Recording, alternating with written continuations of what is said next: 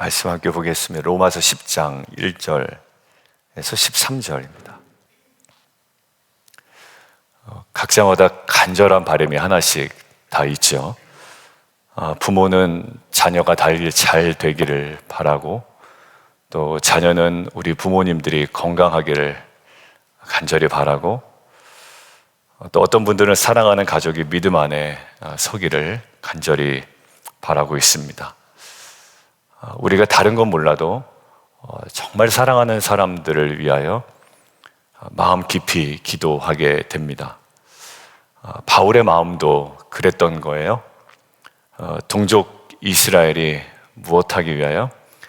해방되기 위하여가 아니라 그 동족 이스라엘이 구원받기 위하여 간절히 원했습니다.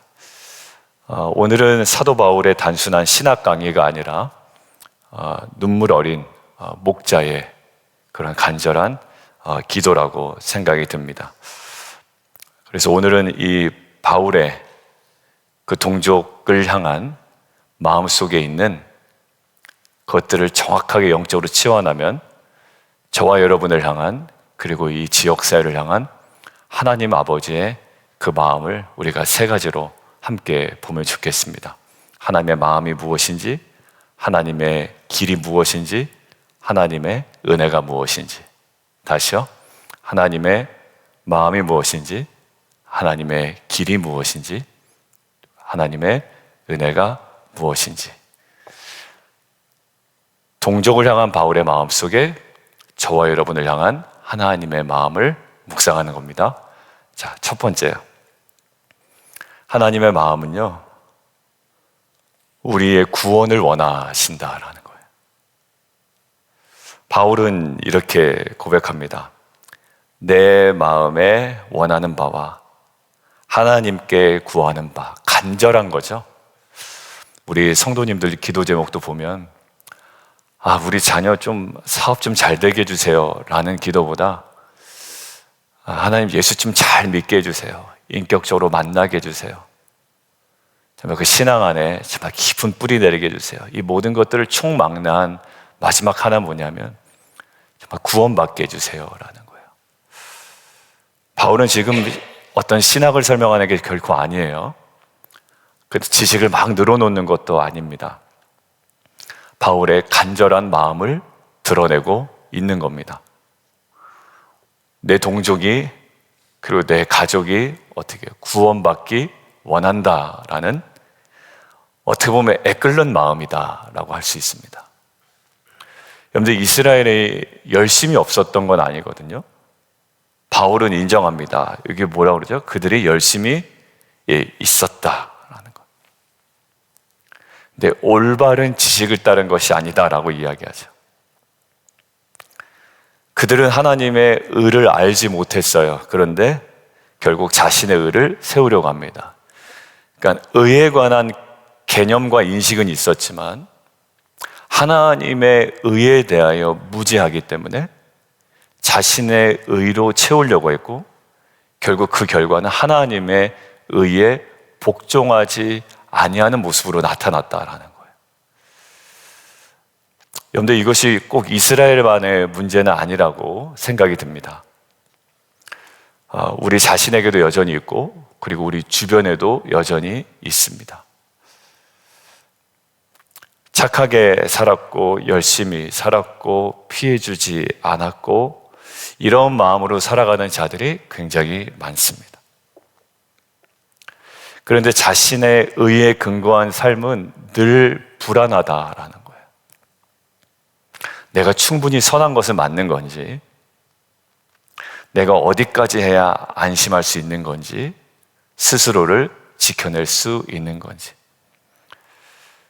나눔을 할 때도 그렇고, 모여서 대화를 할 때도 그렇고, 시원하게 막 자기 얘기를 하고 왔는데 집에 가서 보니까 너무 잘난 체한 것 같은 거예요. 그럴 때 있으시죠? 내게 있는 것들을 막 이야기했고 했는데 되게 좀 집에 와서 보니까 괜히 얘기했나 보다라는 생각이 듭니다. 항상 불안해요. 자기 의로 채우는 것, 결국 뭐는 하나도 못 드러내고 하나님의 의는 하나도 드러내지 못했던 겁니다. 늘 불안이 있어요. 자기 의로 채워나가려는 늘 불안. 그런데 하나님은 우리가 그 불안 속에 살기를 원치 않으십니다. 하나님의 마음은 아주 분명한 거예요. 오늘 사도 바울의 이야기를 통해서 얘야, 나는 내가 구원받기를 원한다라는 거예요. 그러니까 저와 여러분을 향한 하나님의 마음은요, 야, 너 좀 부자 돼가지고 선교사에게 많이 쓰임 받았으면 좋겠다. 이것은 정말 그런 그릇으로 갔을 때 그 마지막 정말 하나님과의 관계 속에서 나올 수 있는 그림이고요. 가장 우리가 해결해야 되는 첫 번째 자리는 정말 구원받기를 원하는 거예요. 정말 구원의 은혜가 뭔지. 어제 우리가 말씀 나눴잖아요.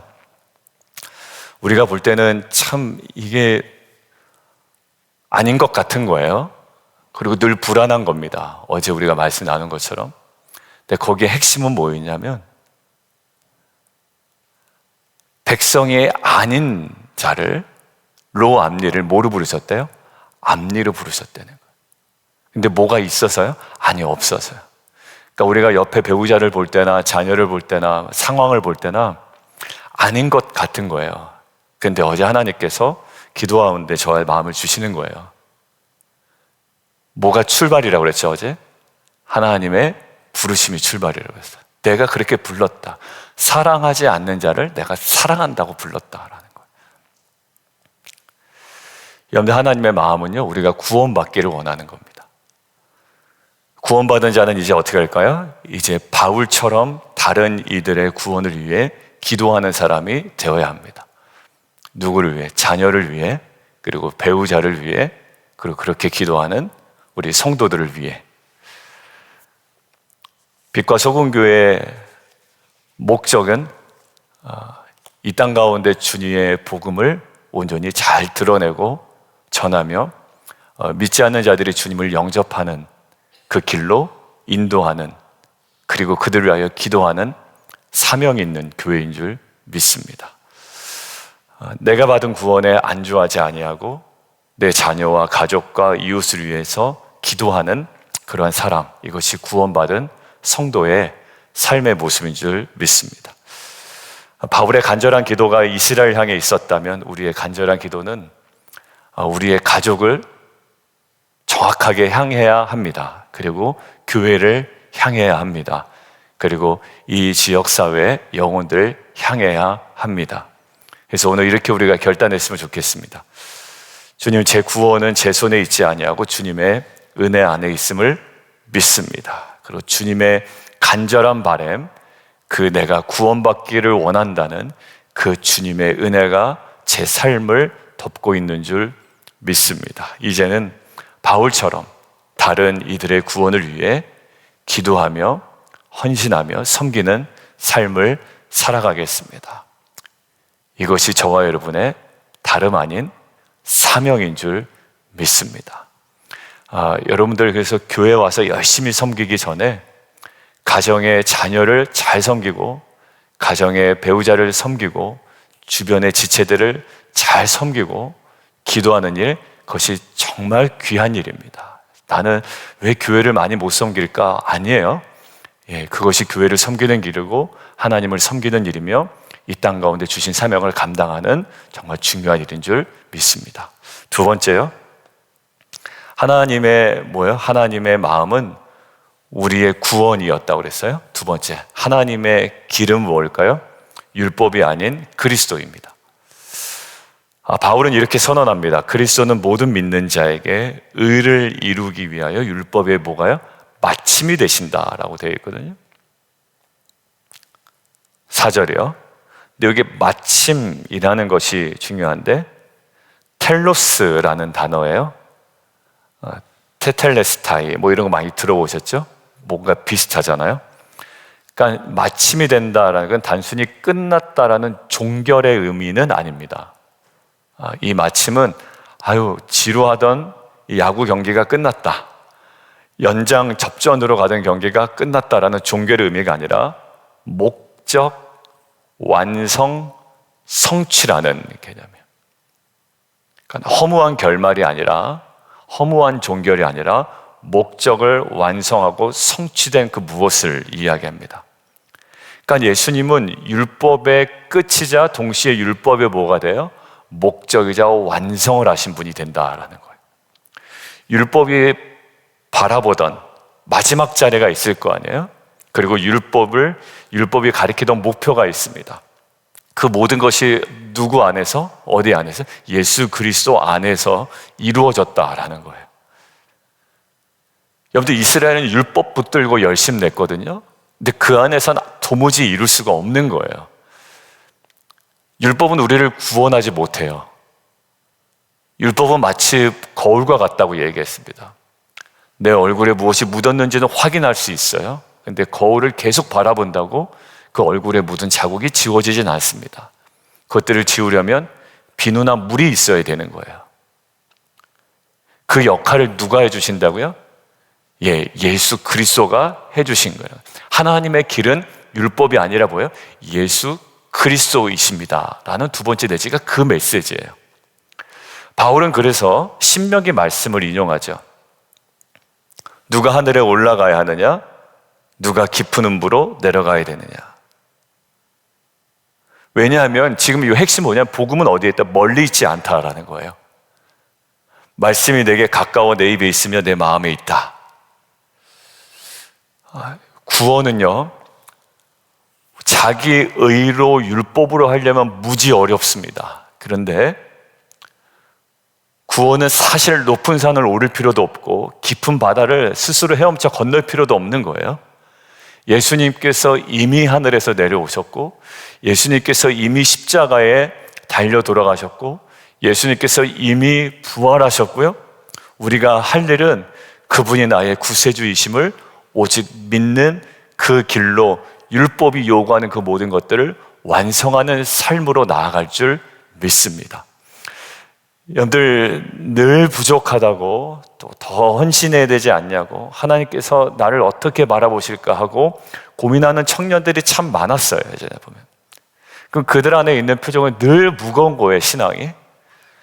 근데 복음은 그렇지 않습니다. 구원은요, 우리가 스스로 올라가서 얻는 것이 아니라 구원은 주님께서 내려오셔서 우리에게 주신 선물이거든요.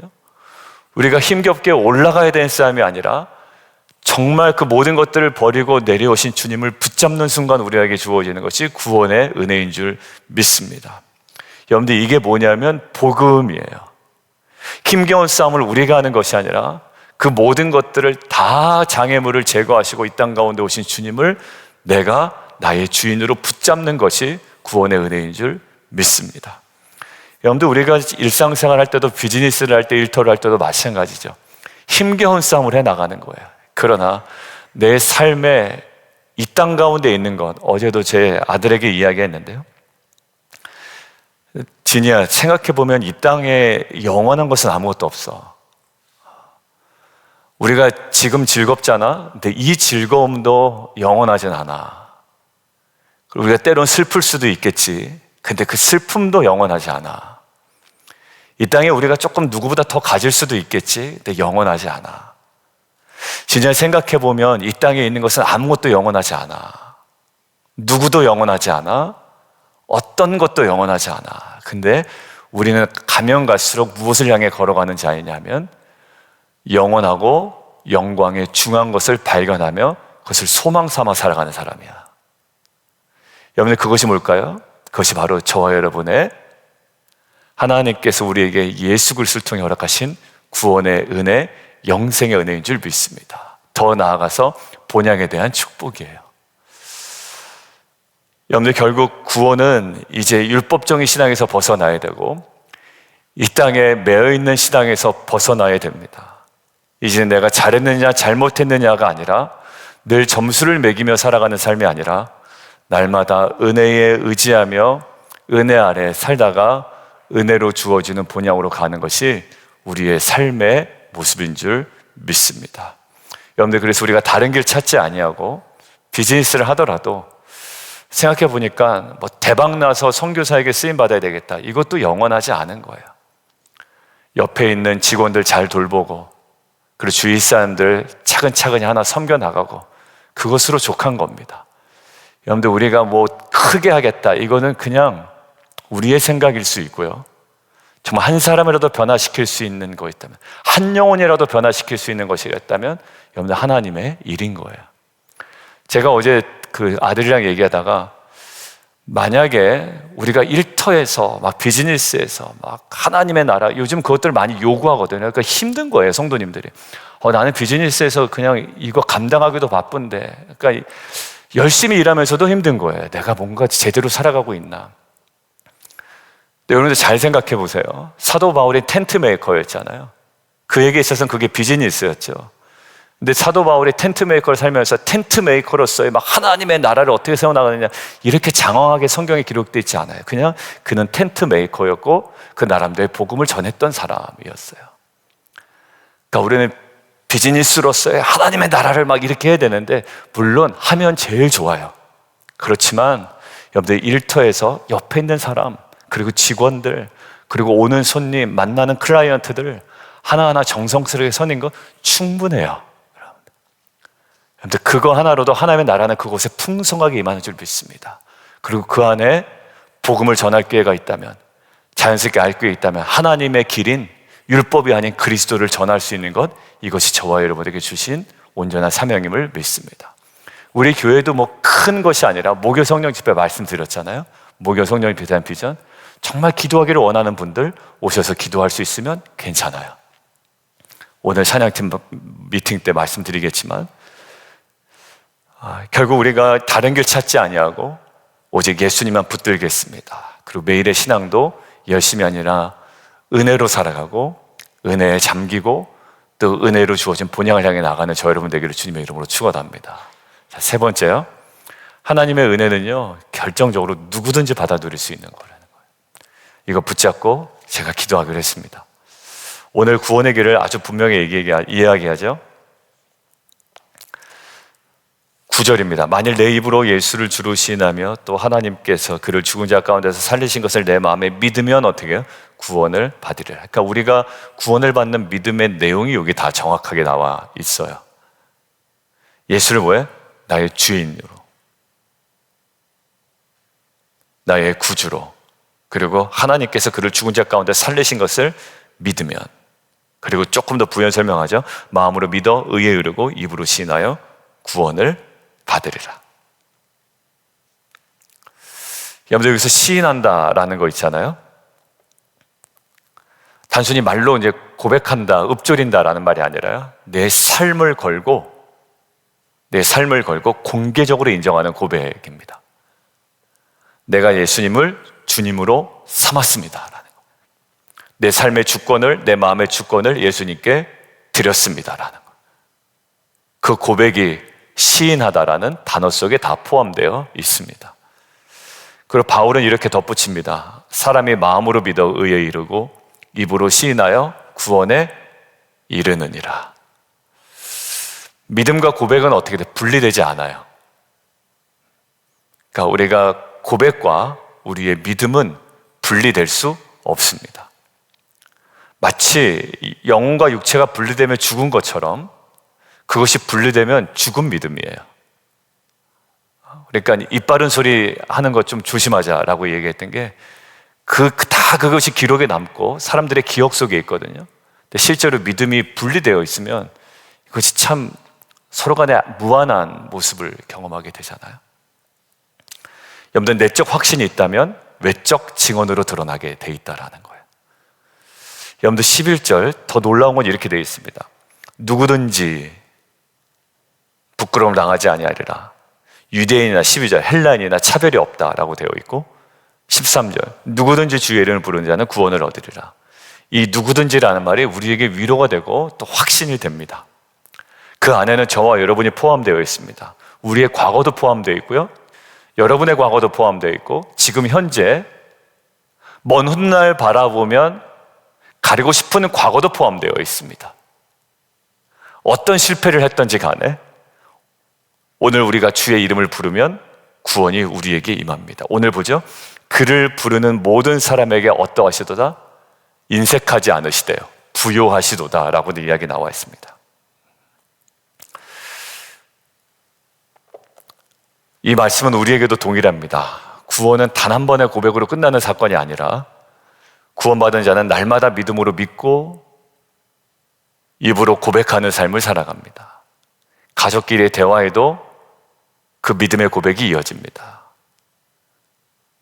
공부해 이놈아, 이것으로 대화의 주제가, 자녀들과 대화의 주제가 끝난다면 여러분들 믿음으로 고백되는 것이 없죠. 자녀와의 대화 속에 계속 끊임없이 고백되어야 되는 것, 그리스도가 예수 그리스도 나의 주인이시다. 그리고 그 주님을 붙드는 인생이 가장 복된 인생임을 늘 고백하고 살아가며 인정하는 귀한 가정과 교회 공동체가 되기를 주님의 이름으로 축원합니다. 그리고 넘어지고 흔들릴 때마다 주의 이름을 부르는 자는 구원을 얻으리로다. 그리고 그 모든 자에게 부여하신 그 주님의 은혜를 우리가 다시 한번 붙드는 저 여러분 되기를 주님의 이름으로 축원합니다. 오늘 결론 맺습니다. 하나님은요, 우리가 무엇을 하기를 원하요? 부자 되기를 원하시는 게 아니에요. 가난한 사람도 많고 그 와중 가운데서 부유하게 사는 사람들이 많습니다. 여러분들 부자인데 인색한 자로 살아가는 건 아무 의미가 없고요. 왜? 다 하나님 것인데. 여러분들 우리는 하나님의 마음이 어디 있는지 알아야 됩니다. 어떻게 해요? 구원받기를 원하십니다. 그리고 그 길은 율법이 아니라 예수 그리스도 안에 있습니다. 그리고 은혜는 누구든지 받아들일 수 있습니다. 그러므로 우리는 구원의 은혜를 감사할 뿐만 아니라 구원받은 자답게 매일 믿음을 고백하고 다른 이들의 구원을 위해 기도하는 삶으로 나아가기를 원합니다. 주의 이름을 부르는 자는 구원을 얻으리라. 그를 부르는 모든 사람에게 부여하시도다. 이 약속이 저와 여러분의 삶에 다시 한번 이루어지기를, 평생에 누려지기를 주님의 이름으로 축원합니다. 함께 기도하겠습니다. 시간 함께 기도하는데요, 하나님 먼저 나를 향한 하나님의 마음을 붙들고 우리가 기도했으면 좋겠습니다. 하나님, 저를 향한 하나님의 간절한 바람이 구원이었듯 또 이제 구원받은 자답게 그렇지 못한 영혼들과 가족들을 향한 끊임없는 기도와 헌신과 섬김이 우리 가운데 있게 하여 주옵소서. 두 번째로 구원받은 자답게 이제는 제 열심이 아니라 구원이 하나님의 은혜로 주어졌듯 성화도 신실하신 하나님의 약속으로 우리에게 이루어지듯 하나님, 우리의 모든 일상도 우리의 열심이 아니라 은혜로 살게 하시고 날마다 주님을 고백하는 귀한 공동체의 삶이 되게 하여 주옵소서. 그리고 그 주님, 가족과 이웃을 구원하여 주시고 누구든지 믿는 자는, 부르는 자는 구원을 받으리라고 말씀하셨는데 그 영혼들 향하여 끊임없이 기도하고 다가가며 섬기며 리치아웃하는 귀한 공동체 되게 도와주옵소서. 우리 주님 이름 한번 부르고 함께 기도합니다.